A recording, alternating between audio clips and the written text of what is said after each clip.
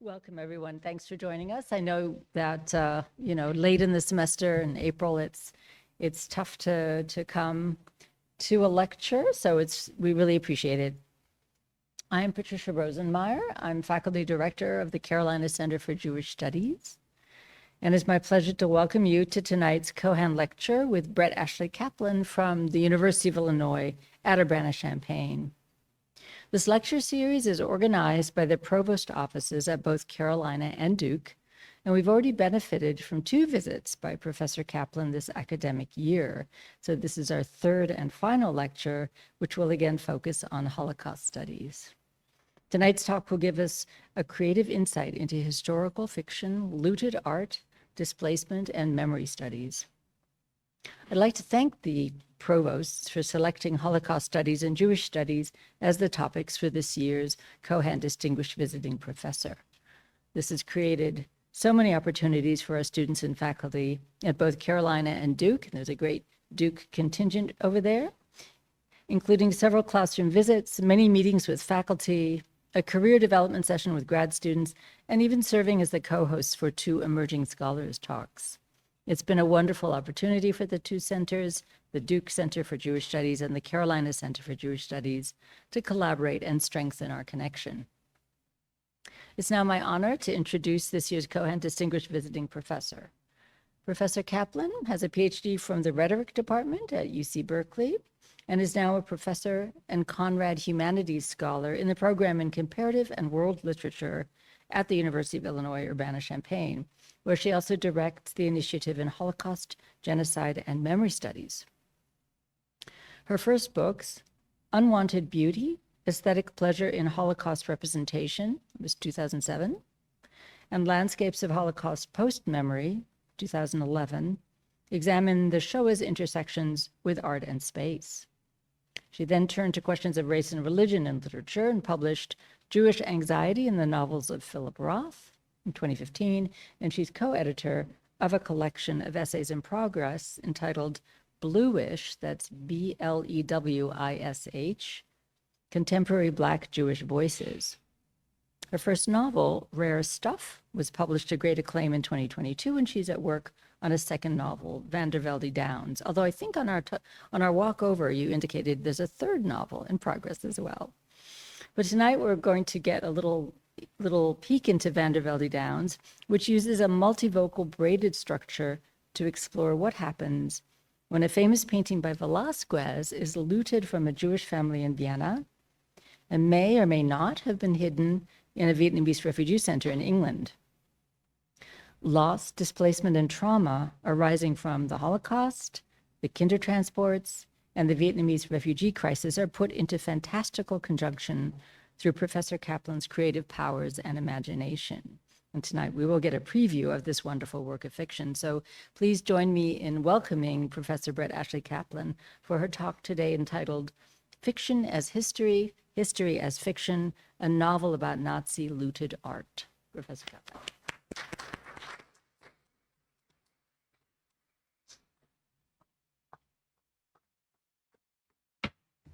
I'm awkwardly schlepping my heavy backpack around. Thank you so much, Patricia, for that lovely introduction. Thank you all for coming. Hello, Giselle. It's been really, truly a magical and wonderful honor to be the Nannerl O. Keohane professor. And I know that what she really wanted was for Duke and UNC to coordinate more. So I hope that I already see that there's lots of things between Duke and UNC that are happening together. And I hope that there'll be more things that happen together.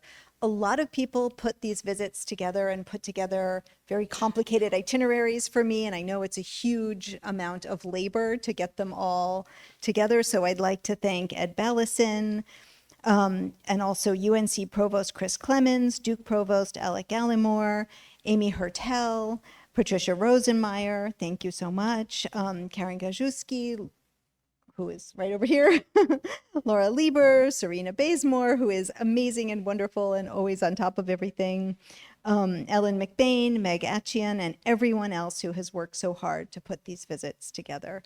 each time I've come, I've learned so much from everyone here, and it's been truly, truly, truly generative. I always go back with tons of ideas and book recommendations and thoughts and take notes. And yesterday I got to be part of this amazing conference that Ryut organized on, which I did not organize, on Hebrew literature, which was really, really, really brilliant, wonderful, brilliant papers from young and emerging scholars, and it was just wonderful.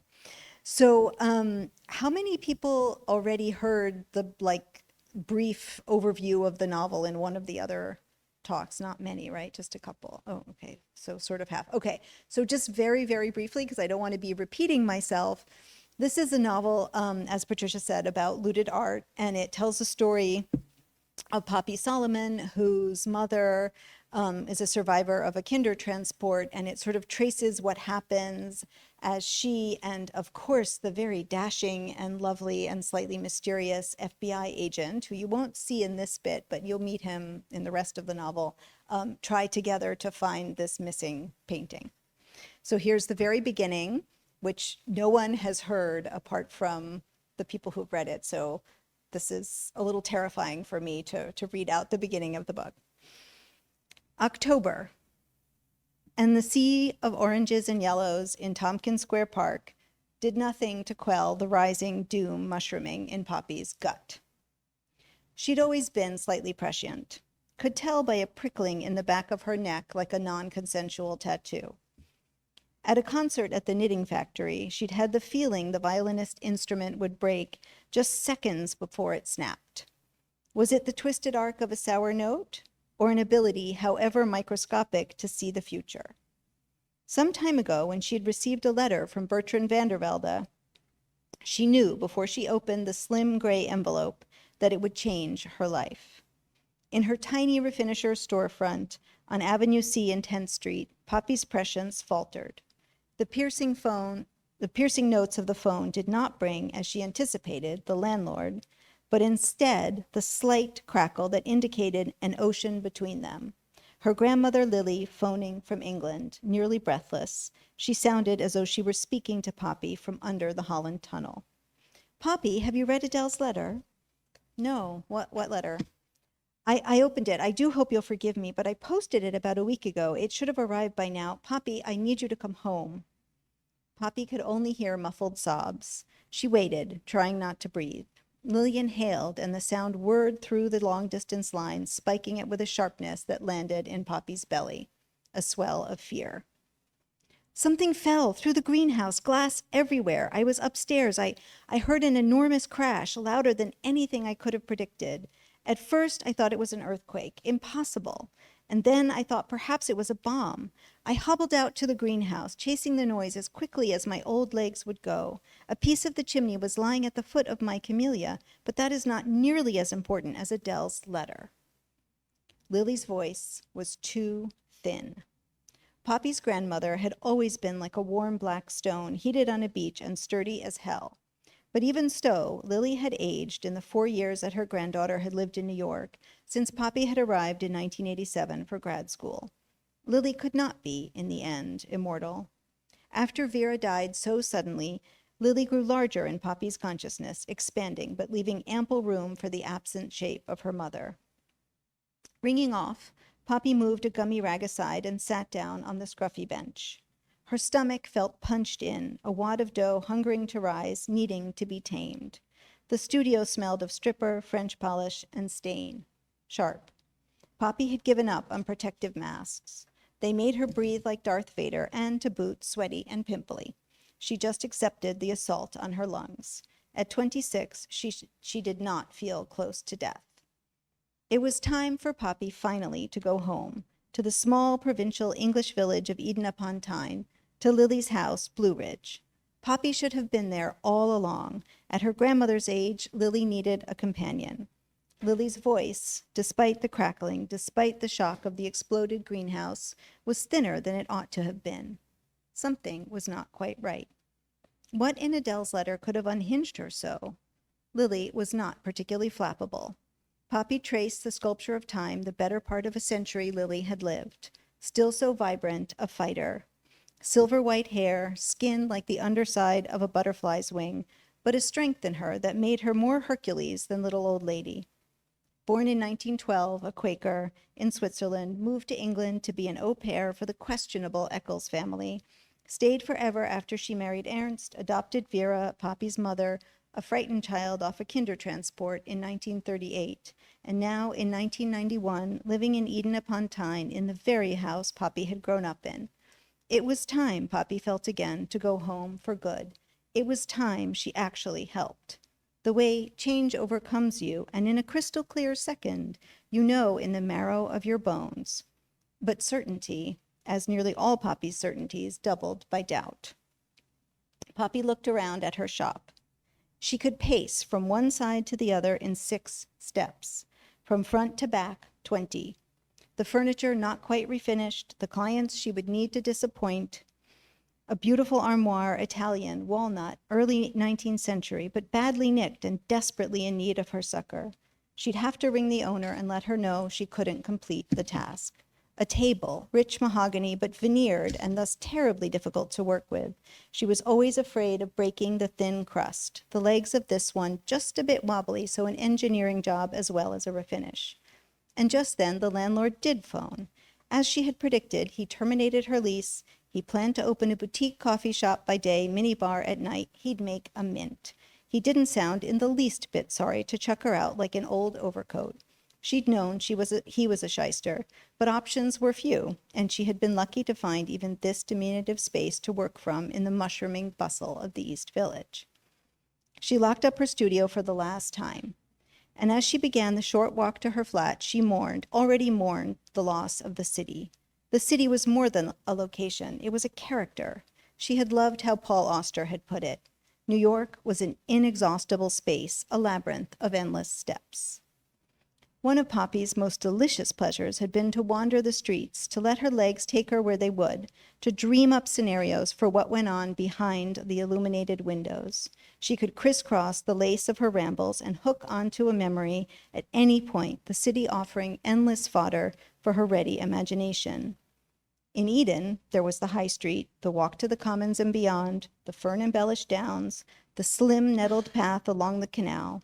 Here in New York, you could make up a history from one block. You could chart a map of all the scintillating world figures who had lived here, written here, painted here, died here. Reaching her apartment, she opened the mailbox in the hallway and brought a short sheaf of letters up to her one-room flat on the 6th floor. Dear Poppy, I'm sending this to Blue Ridge as I do not have your New York address. Lily hopefully will be able to post it along to you. I am thinking of you and continue to send my very deepest condolences on the loss of your mother, my cousin. Lily and Ernst were so generous, taking in Vera all those years ago. I think I can speak for the entire Roche-Levy family, or at least those of us who survived, when I say that we are enormously grateful to them for adopting Vera and making her so very at home in England. But I write now, in addition to sending sympathy, on a somewhat delicate matter. I suspect neither Lily nor Vera ever breathed a word of this to you, and I am too old now to mince my words. Vera made transparent to me that she wished to have nothing to do with the lawsuit. But new information has been revealed which urgently requires your attention. I do hope you will return to Blue Ridge, and perhaps more importantly to Eccles Abbey, as soon as you can. To speak plainly, I was hurt by Vera so rebuffing me, and especially piqued because I was trying to help. I've been watching closely as others in our circle, others like Greta Altman, her family settled in New York in 1937, just before the worst, are working to regain what is theirs, what was stolen. Greta was able to recover a stunning sculpture and donate it to a beautiful museum in New York. Perhaps you've seen it at the Kunstgalerie? You won't know much about this because Vera will have refused to tell you. But our grandfather, a diplomat, Oscar Roche-Levy, was an avid collector of what we would now call modern art, but it was then deemed degenerate art. He began collecting slowly in the 1920s, and by the time the Vichy regime took over Paris, his small collection was coveted by gallerists. But he refused to sell, preferring to surround himself with these luminous, otherworldly canvases. Most of them were crafted by Otto Dix, Max Beckmann, Paul Klee, but he collected other painters as well. We, Gertrude and I, have mostly given up the ghost in our search for the so-called degenerate works. However, In addition to these moderns, he possessed some great masters, quite outside his normal range, a majestic Velázquez.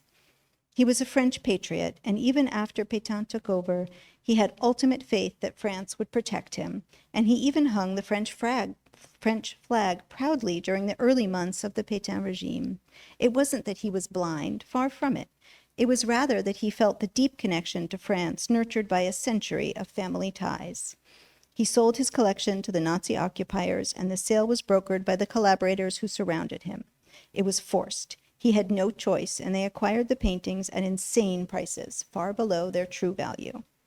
Cousin Gertrude and I initiated a lawsuit to recover grandfather's paintings, and eventually FBI art crime team Special Agent Maxwell Johnson was assigned to our case.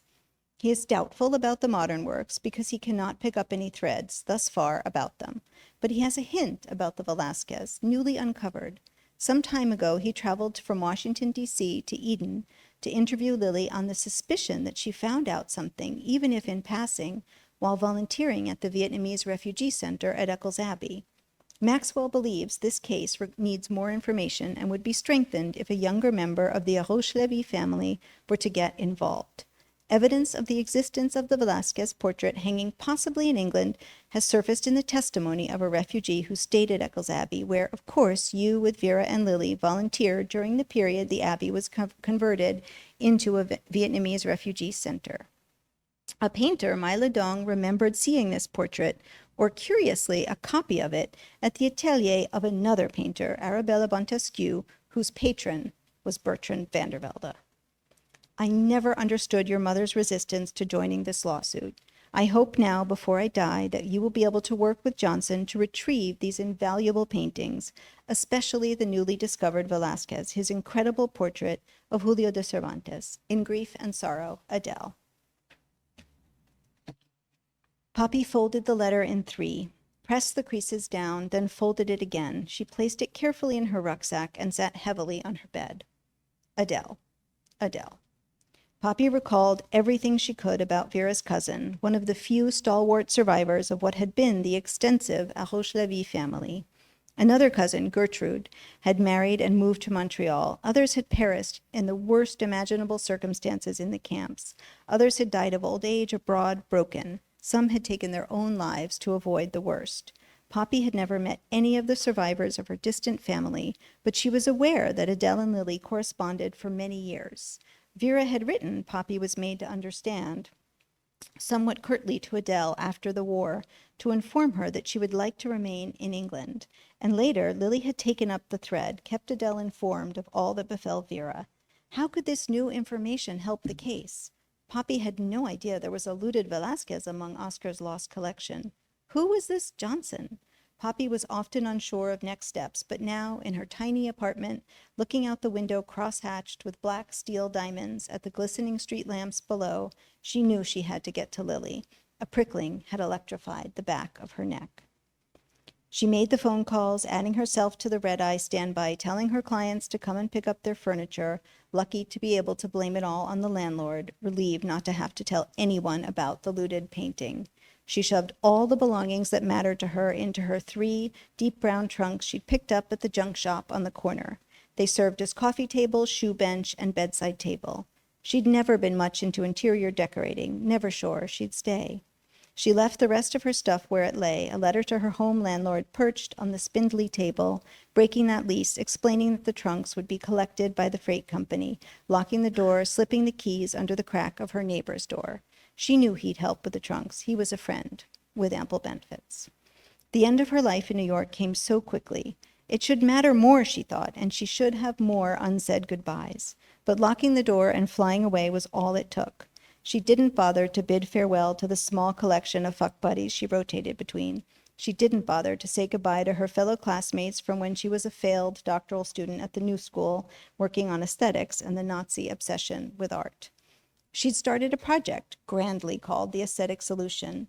She finished the MA, but just barely passing. Her committee felt it was a bit derivative. They challenged her to be more original, but they had invited her into the doctoral program all the same, but grudgingly. She was under this distinct illusion that she was saying something important. They argued that they'd heard it all before, or that it wasn't new enough, even if they hadn't quite heard it before. the yawn at her MA thesis defense, the faddishness of scholarship. While she was working on her dissertation, she missed an appointment with her advisor, then another. She'd already taken up her finishing as a side job to make ends meet, but then, because of Vandervelde, she got a big commission, the pianos at St. Mark's Church, where Petrus Stuyvesant was buried in 1672, and why the church's direction is orthogonal to the grid, so he could face true south in perpetuity. 1672, 12 years after Velázquez died, and who knows where her family's lost portrait of Julio de Cervantes was in 1672. Of course, Oscar would not have acquired it until sometime in the 1920s. She wanted to know the full story, but that would have to wait until she could get to Lily.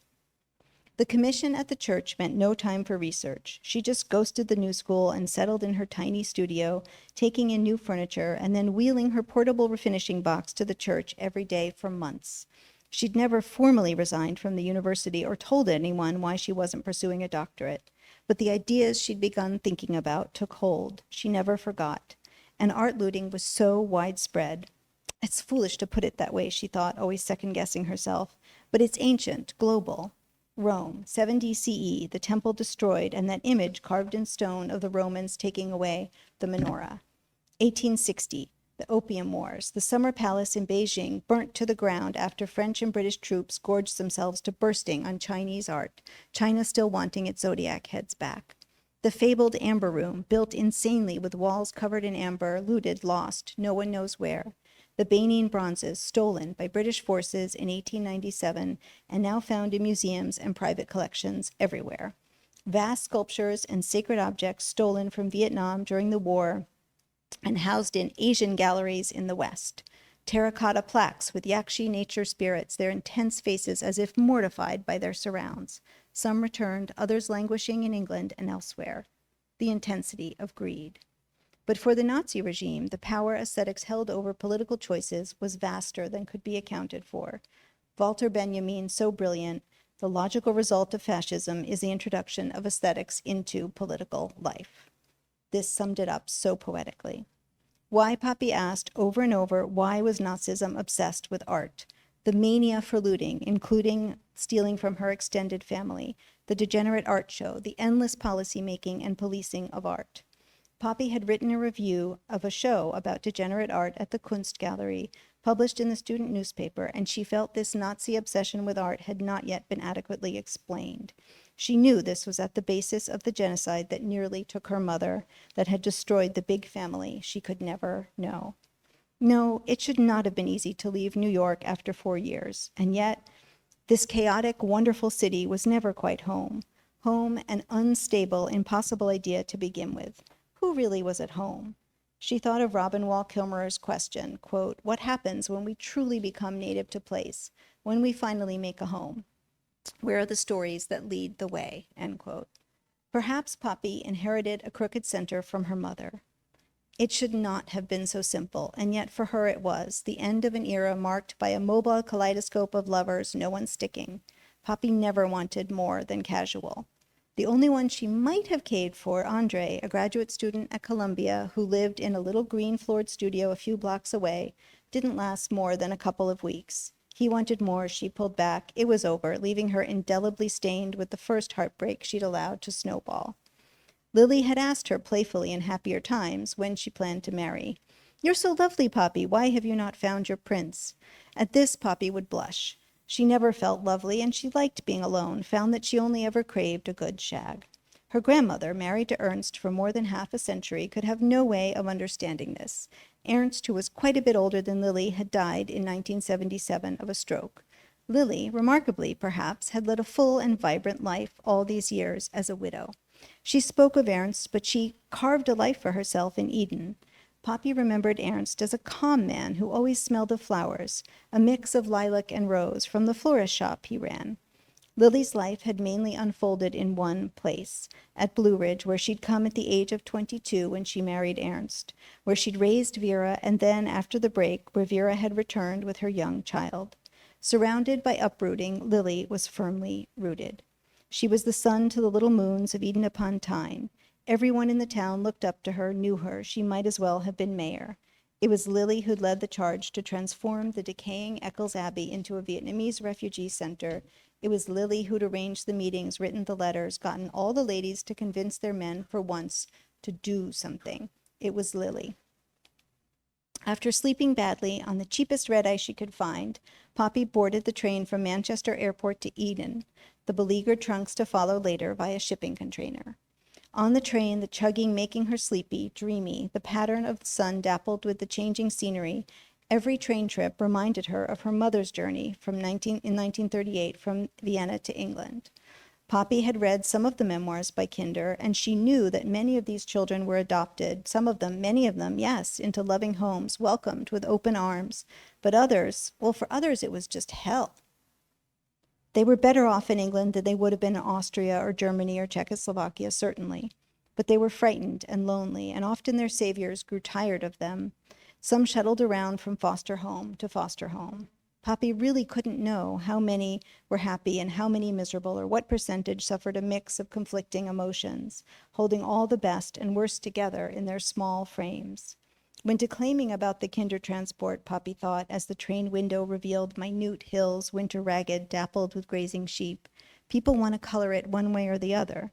They want to make it all good. They want to say, look how many displaced children the brave and self-sacrificing English saved.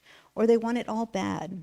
Look how these children were forced to labor in their adopted homes, were shifted around, were abused. When in fact it's all of those things.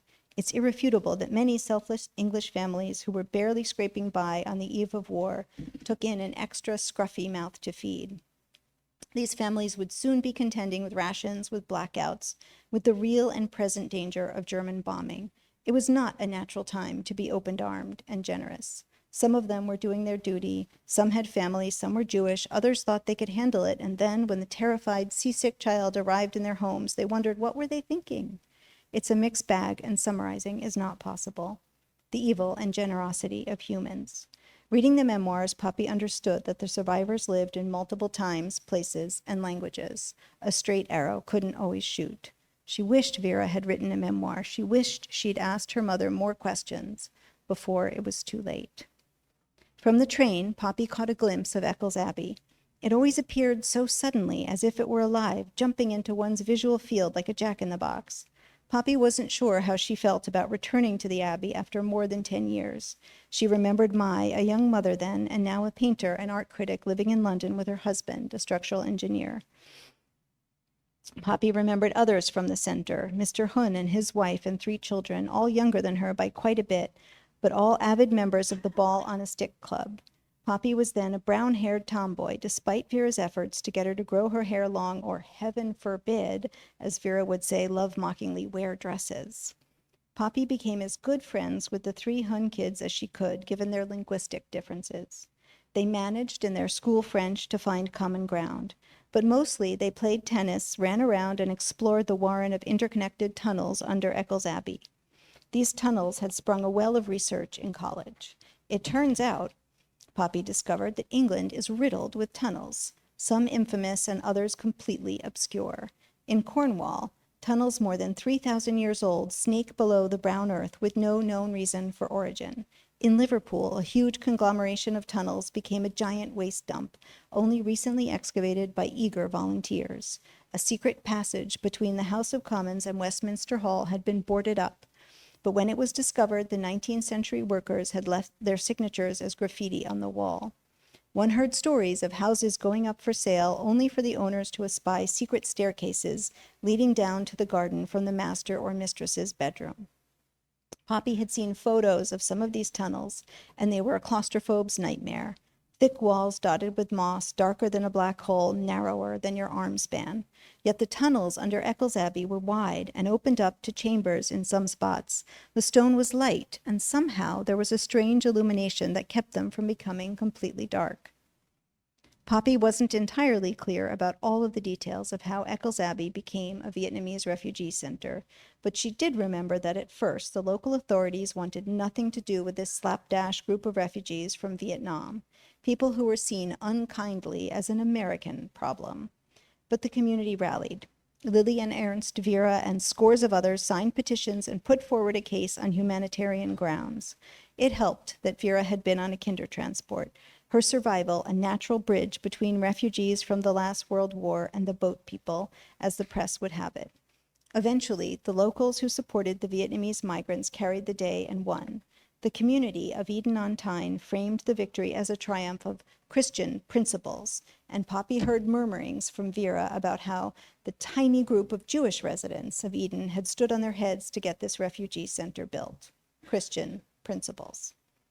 Funds from the town coffers were allocated to refurbish Lord Eccles' old manor, which he'd converted from an abbey some time ago and which had fallen into slight disrepair, but was neither grand enough to be a major stately home like Chatsworth or Highclere, nor decrepit enough to require a serious overhaul.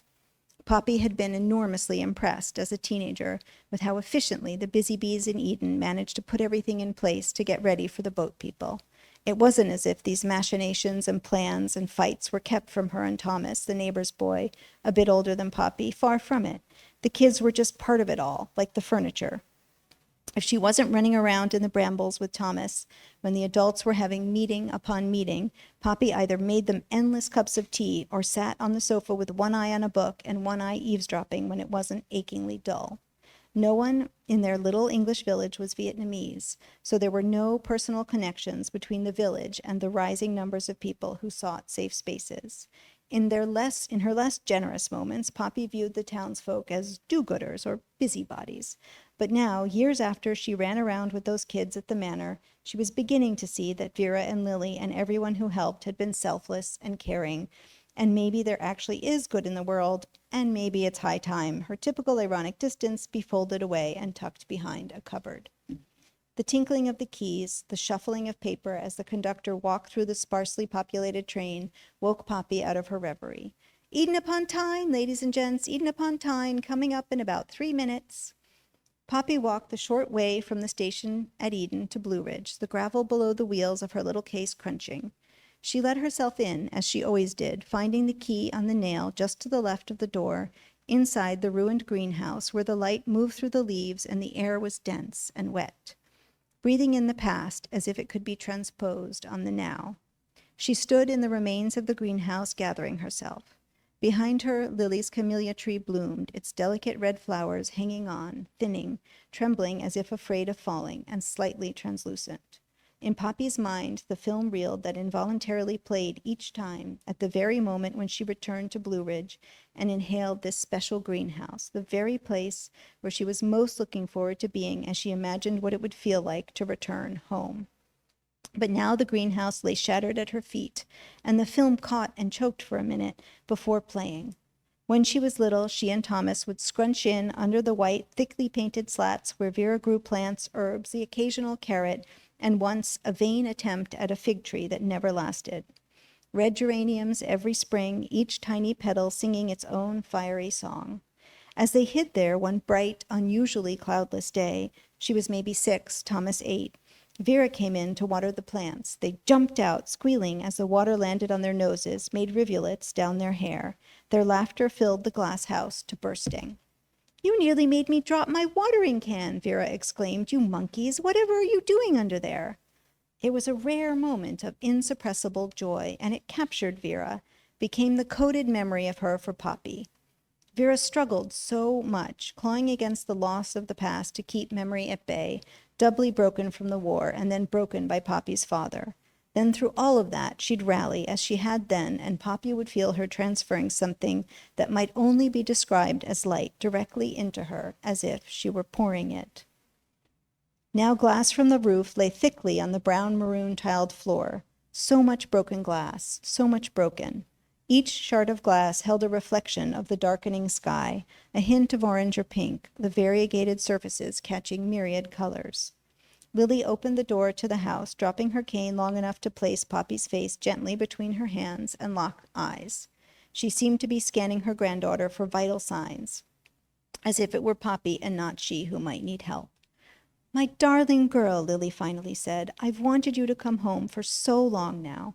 I wish it were under other circumstances, but now we're together again." Poppy's stomach, which had stayed knotted on the whole flight on the train, unclenched slightly. Wiping her salty eyes, she breathed in the moist air, the shaking bone certainty of the anchor of home. The fungal English autumn staved off by a fire in the main salon, but the chill creeping below her woolens and into her marrow, unavoidable.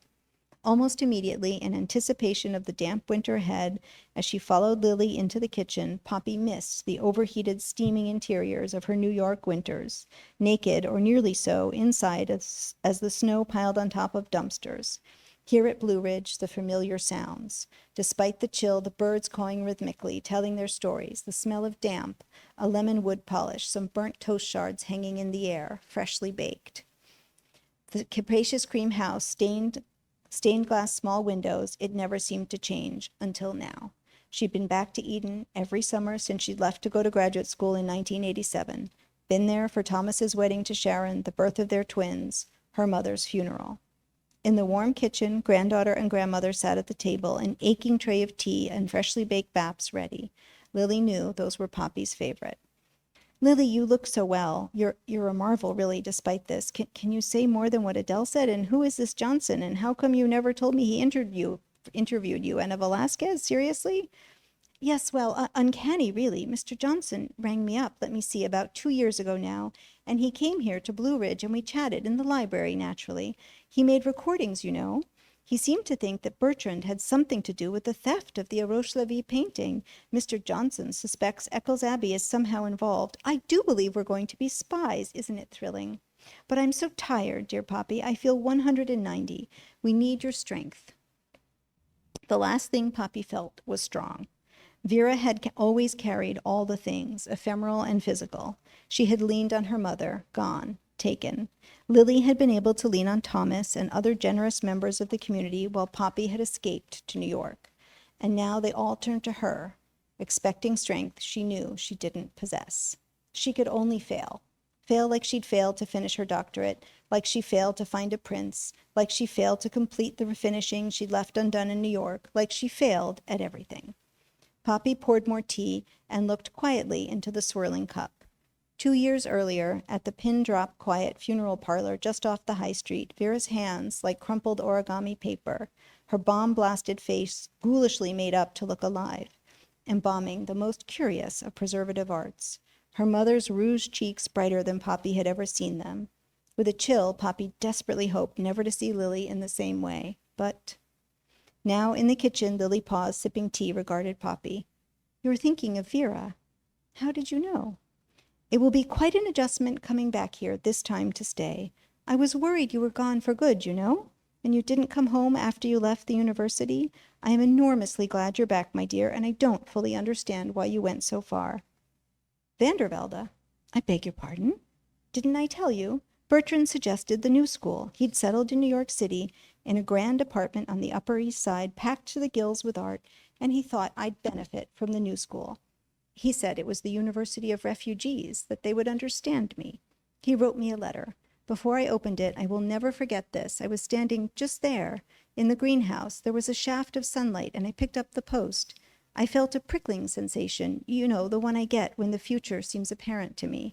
The envelope was a light gray, the paper thick and creamy, almost like woven fabric, and I knew. He wrote of New York City and all its marvels, all its art, all that it had to offer. Lily's lips went slightly white, but she did not say anything, just handed Poppy a freshly baked bap. Thank you.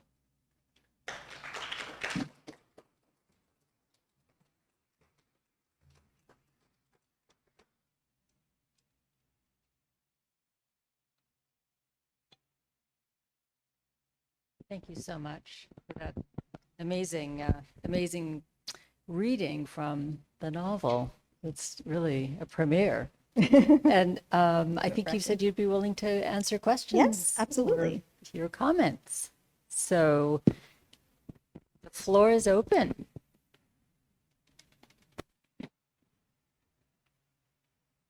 I might start off. I'll take the privilege of the introducer. I was curious just about one word you used, and the word is shyster. Ah, yes. So tell me about why you chose that word, which can be seen as somewhat derogatory, just for those who don't know. Yes. So tell me. Yes. So there's a big debate about the etymology of shyster. And if anyone here knows this better than I do, please speak up, because I know I have a Google level knowledge of this debate, not a deep knowledge. But what I understand is that some people thought that shyster came from Shylock, which would make it anti-Semitic, but that in fact, shyster comes from something else that isn't Shylock, and therefore it does have this sort of, I grew up in New York and everybody says shyster, and like, so it's, so I don't know. I mean, does it seem offensive to you? I don't know. It seems Yiddish. Where's Ruth? Is shyster Yiddish? Does anybody know? It's not Yiddish, I don't think. It's not.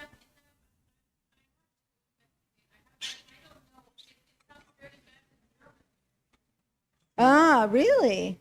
Interesting. That's right. Yeah. Yeah. But it's not anti-Semitic in a German context. Okay. Yeah, that's the worry. So I Googled it to make sure I wasn't, but whatever. Google is Google, Right. Yeah. That's what I found out. If it's not from Shylock, it's okay. Interesting. Okay. Thank you. Other questions, comments, questions about where the book goes after this? Shai has a question.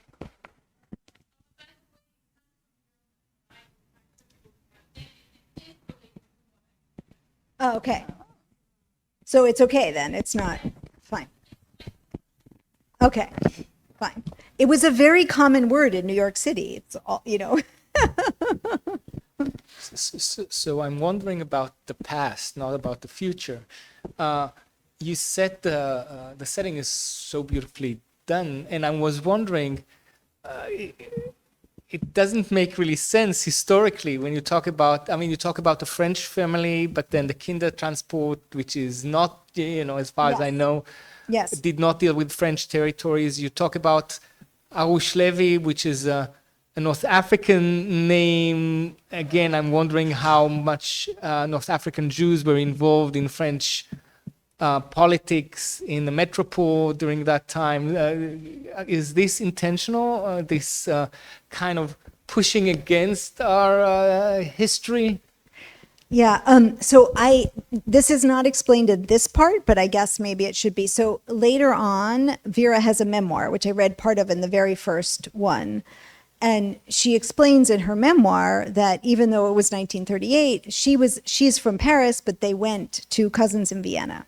So the family is not really very exactly, but very, very, very loosely modeled on the family in Hair with the Amber Eyes, because I was really interested in, as he, explains that family, they're going back and forth between Paris and Vienna, and there's branches of the family and so on and so forth. So that's why they're in both. So, and I wanted her to come from Vienna. So it's explained in the memoir later that she's visiting her aunt and uncle.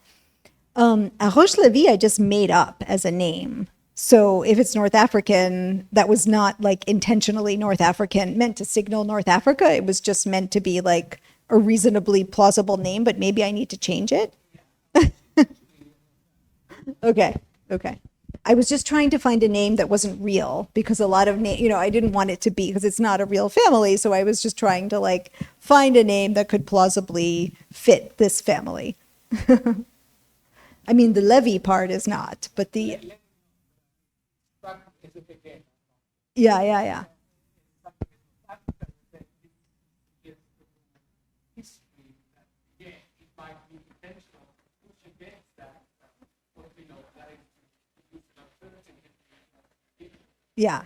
Yeah. Well, it's certainly not too late to change it. If anyone has a suggestion for a good name for this family, I'm open to suggestions.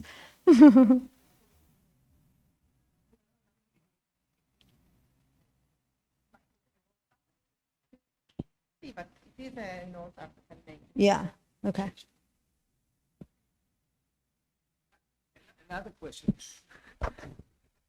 This is beautifully written, but this is very American English, and your characters are British. How do you think about the relationship between the language of narration and the language of the characters within the same language? Yeah, I mean, I thought about that a lot. I didn't try too hard to make it like British. There's a couple of Britishisms thrown in, but I didn't want it to be, I thought if I overdid it, it would feel very forced, so I just I mean, my mother is English and I spent every summer of my life in England. So I just figured I would have like a little sprinkling rather than like a total attempt to make them sound completely British. Actually connected to this. While you were reading, I was hearing a lot of Soul Bellow, a lot of, I don't know, Mr. Zemler's Planet. And I don't know if you thought about that and if you have literary models in terms of style that you were thinking about. And this is connected to this because, of course, Bellow was North American, right? Canadian, Chicagoan. But then he writes in Mr. Zemler's Planet about a European who is totally lost in America. And yeah. Yeah, that's a lovely question. Thank you. I read Mr. Samler's Planet like 25 years ago. It's been a minute and I don't remember it super, super, super well. I can see the cover, but I can't remember the novel very well. So if it's an influence, it's a sort of underground one.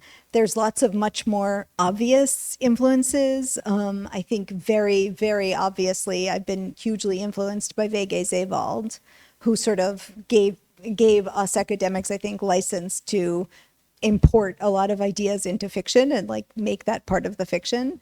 And then another big influence is Nicole Krauss, whose writing I really love. And I have a lot of the influence of Krauss is mainly in sort of structuring. Like she does lots of kind of different voices and different characters. And, she has from different perspectives. And I'm sure there's loads of other influences. I had not thought of Bellow as an influence, but, thank you. Other questions?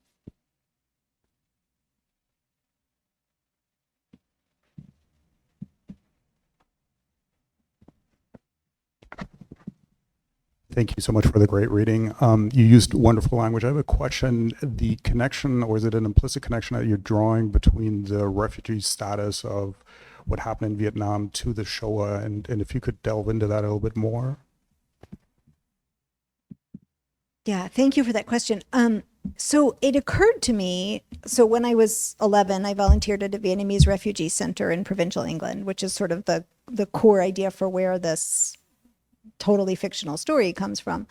It occurred to me that it could have been the case that a Kindertransport survivor could have interacted with Vietnamese refugees. And when I was researching this novel, it turns out that in fact, the whole case of the Kindertransport was an impetus for the creation of the Vietnamese refugee centers in England, because England had already, some 40 years earlier, experienced what it was like to house refugees and to bring refugees in. And so that commitment kind of carried over. And there's a couple of moments in the memoirs and the stories about Joyce Ockenden, who was one of the big people who was part of the British founding of the Vietnamese refugee centers, where she talks explicitly about the Kindertransport. So I had already thought of this, and then I thought, oh, well, here's this thing. So it's not so much, or at least I don't think it's so much, that it's a comparison between the experience of the Vietnamese refugees and the experience of the Kindertransport survivors, but it's more that there are all of these historical currents swirling around us all of the time, and people are displaced in all kinds of different ways, and what happens when they intersect. And there's a scene later on in the novel where Mai Ledong, who's the painter, who sees this Velasquez at this other painter's studio, and that becomes a key clue in where the Velasquez painting may or may not be. And she talks with Poppy about the experience of connecting with Vera when she had just arrived at the center and what that meant to her. And according to her, Vera was the only one who like really understood even just a tiny bit of what they were going through. And obviously the circumstances are so different because most of the Vietnamese refugees came over in family clumps, whereas of course the Kindertransport kids came over by themselves and they were little. And so it was really very, very different, but they talk about that and what it means to have this experience of displacement and how they all feel not quite sure what home is, which is partly why I wanted to set it with Poppy going from New York back to England and sort of having a question herself. She's not a refugee by any stretch of the imagination, but just having a sense of displacement, dislocation. Where do you feel at home? For the sake of the students, Yes. could you just briefly explain the Kindertransport? Oh, yes. I'm sorry, students. So in 1938, how many people have, among the students, not the faculty, have heard of the Kindertransport before in classes? Okay. Okay, so in 1938, England decided that it would accept about 10,000 refugees from Europe. Most of them came from Austria, Czechoslovakia, and well, mainly from Vienna and Prague, really. And also there were a small contingent from Germany. And the kids were put on trains on their own from very young ages and picked up in England by families who had agreed to adopt them. And in some cases, after the war, the kinder were reunited with their parents. In most cases, they were not. Most of the parents did not survive. And so the kinder had all kinds of different stories as to what happened to them after they got to England. Some of them became very integrated into English society, which is the case of Vera Solomon, the character here. Others, you know, went to other places. Some went to Israel, some went back to Europe and stayed with other families. Some went to America. Sometimes there was like a cousin who had gotten passage to America, and so they went to join like their mother's cousin or whatever. In America, there's all kinds of different trajectories that the children had, but it was an attempt to save 10,000. It was a successful attempt to save 10,000 kids from the Nazi-occupied Europe. Hi, I'm curious about your choice to frame this novel in a way that's sort of academic adjacent, if you will. What that does for you, what that does in the novel, and perhaps a little bit about what that relates personally as kind of someone going between those worlds. Yeah. I think at this point in my elderly life, I don't think I could write anything that wasn't academic adjacent. Like it's been too long that I've been writing academic stuff. So when I decided to make the switch to fiction, I knew that there would be there would be that kind of novel. You know, this is not going to be, you know, a bestseller. Like, you know, that's not going to, it just has too much of my own history as an academic in it, really. But I did try, I hope it came through, I did try to make it not like an academic text, right? There's a huge amount of sort of exposition, which a lot of novels don't have, but a lot of novels actually do have. Like I've been sort of pleasantly surprised as I've looked really closely to see how novels are structured, that there's a fair amount of exposition in lots of novels. Even like Henry James will go off on a tangent and have a long explanation about something or another that feels also fairly academic, you know? So yeah, it's not a settled question. Like it's definitely a struggle. This is my second novel, and in my first novel, Rare Stuff, there's much less academic stuff in it. It's much more playful, and there are whales who speak Yiddish, and you know, there's glass houses built under the sea. Like it's much more playful, much less academic, but there are in that first novel, there are also some sort of questions about the nature of genocide and what it means to murder humans and murder animals en masse at scale. And so there's a little bit of that, but it's less so. Yeah. So it's an unsettled question.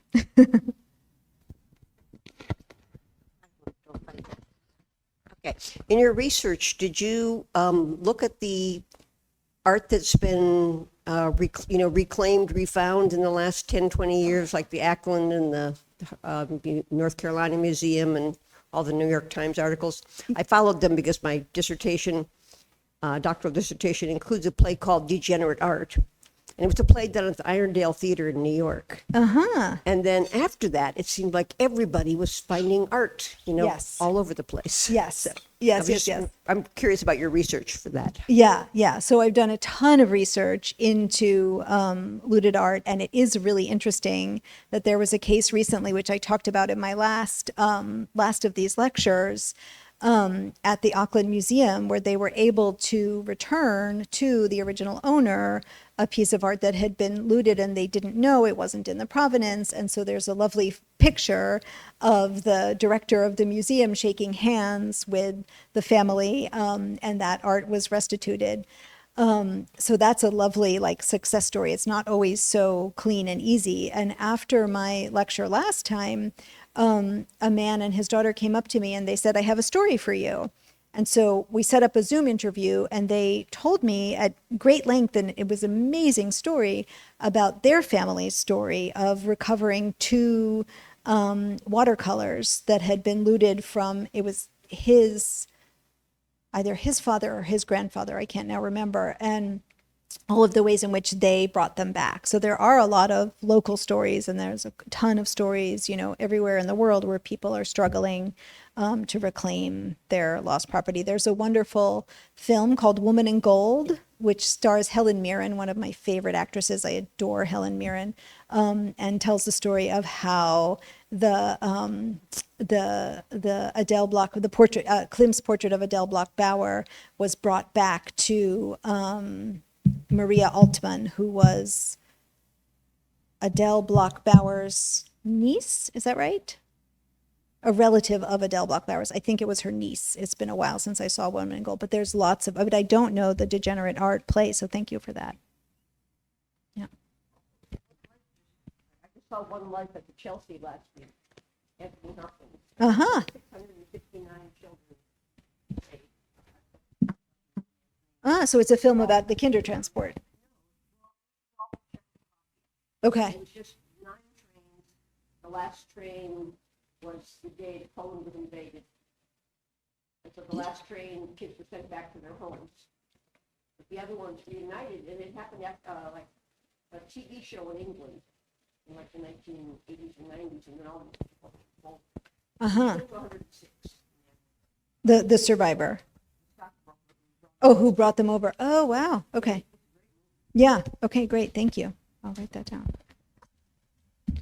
Hi, thank you so much for this. I wanted to touch on these ideas of restitution, in some cases repatriation, in museums. So the portion of the book you read talked about Britain's infamous proclivity for showcasing stolen art from so many different cultures. And yeah, I guess this is like more of a musing than a very focused question, but in my own dissertation, I often came across museums who had musical artifacts that they knew exactly who belonged to. They knew, like, if the family was still alive, exactly who they would go to. And in so many cases, the families didn't even know those artifacts existed, and they were inaccessible behind like museum paywalls in very high security museum buildings. So they're just existing in the world with their families having no knowledge of these musical artifacts, which are a bit more intangible in many cases than like looted art. But yeah, I was just wondering if you could talk a little bit more about that and how you explore it in the book. Yeah, thank you. I mean, I do find the whole sort of global way in which this looting is everywhere, as I just had in that brief passage. I mean, it really is like, I was very interested. I taught a graduate seminar a year ago-ish on memory and objects, and we talked a lot about looted objects from lots of different places, and we read this brilliant and wonderful book called The Brutish Museums, which looks mainly at the Benin bronzes and how there's all of this now global network to restitute them. And it's fascinating because in some cases they are restituted, and in other cases the bronzes are deemed not worthy of restitution, and so they're allowed to remain where they are, which I think is really interesting, that sometimes even with the best faith efforts of the people who are holding them, against the object's will, as it were, they don't get to go back. And so I think the globality of this question of looting and restitution is really, really interesting. And there's also Patricia, you mentioned this is, so really it's sort of a trilogy. There's a kind of a through line from rare stuff to this one to the next one. And the next one I'm working on is even more about objects, not quite about looting, though this painting comes into the next one. I don't want to ruin the plot for you, but it's there. But the central character in that third novel works on restituting native remains and goes back to New York and then starts to struggle with the whole story of Seneca Village, which, how many people know about Seneca Village? I know when I asked you today, you didn't know. Only because I told you yesterday. So this is a fascinating story. So in Central Park, between 1825 and 1857, there was a free Black village and had a little smattering of German and Irish immigrants mixed in. And it was razed in 1857 unceremoniously. When they built Central Park, they kicked everybody out and they went to places like Skunk Hollow, New Jersey. And no, I did not make that name up, which is like, I just love that name. And it's so perfect that I get to have characters who are annoyed that they have to go live in Skunk Hollow, New Jersey, with all due respect to Skunk Hollow, New Jersey. And so there's a whole question in that book about what do you do with the remains and the archaeological traces that you can find in places that are very public and that are, very well trodden, and yet all of those places have these incredible pasts. And so that's what that novel's really sort of struggling with. And, she's the central character, or one of the two central characters, is very familiar with returning Native American remains and sacred objects, but she sort of comes into tension with one of the descendants of Seneca Village, who, is sort of annoyed with how she's handling the whole question of remains and objects. I'm not sure if that really answered your question, but.